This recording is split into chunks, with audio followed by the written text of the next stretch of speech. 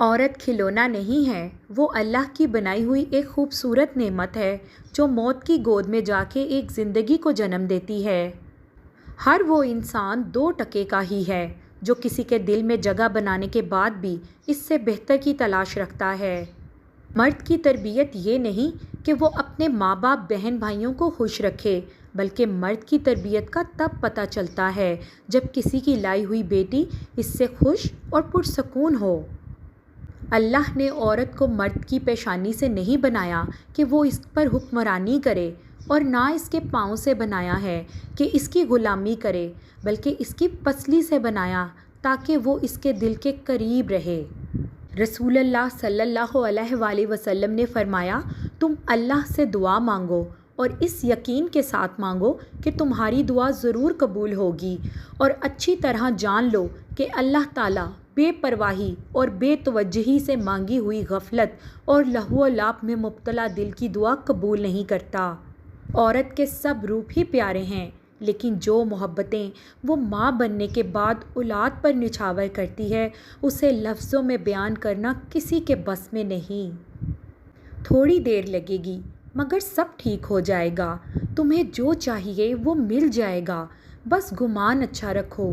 دن برے ہیں، زندگی تو نہیں، صبر رکھیں، وہ سب ٹھیک کر دے گا۔ تہجد کی دعاؤں کے لیے تو 7 آسمانوں کے پردے اٹھا دیے جاتے ہیں، تو پھر اللہ ایسے معجزے کرتا ہے جو نہ کبھی زمین والوں نے دیکھے ہوتے ہیں اور نہ آسمان والوں نے۔ ہمارے پیارے نبی صلی اللہ علیہ وآلہ وسلم نے فرمایا ہے، مومن وہ ہے جس سے لوگوں کو اپنی جان و مال کا کوئی خطرہ نہ ہو۔ مومن کبھی طعنے دینے والا، لعنت کرنے والا، بدگو اور زبان دراز نہیں ہوتا۔ حقیقی تعلق وہی ہوتا ہے جو وقت، حالات، ضرورت اور مزاج کے بدلنے کے باوجود بھی قائم رہے۔ جس کے ہاتھ میں تمہارا نصیب ہے وہ معجزوں کا بادشاہ ہے، اور اس سے بہتر کوئی منصف نہیں۔ وہ کہانی کا ہر رخ جب چاہے جہاں چاہے موڑ سکتا ہے، وہ نصیب کا ہر لفظ بدل سکتا ہے، اور زندگی کا ہر پہلو تمہاری چاہت کے مطابق بنا سکتا ہے۔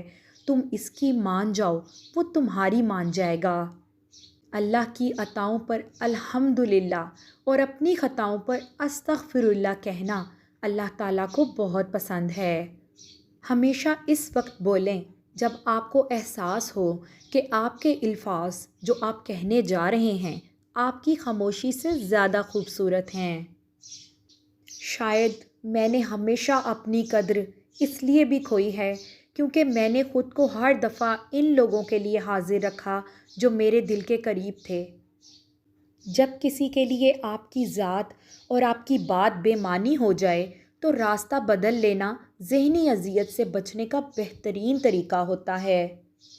زندگی میں سب سے مشکل کام ماضی کی اندھیری قبر سے نکل کے زندگی کی طرف آنا ہے، جس میں اکثر ہی لوگ ناکام ہو جاتے ہیں۔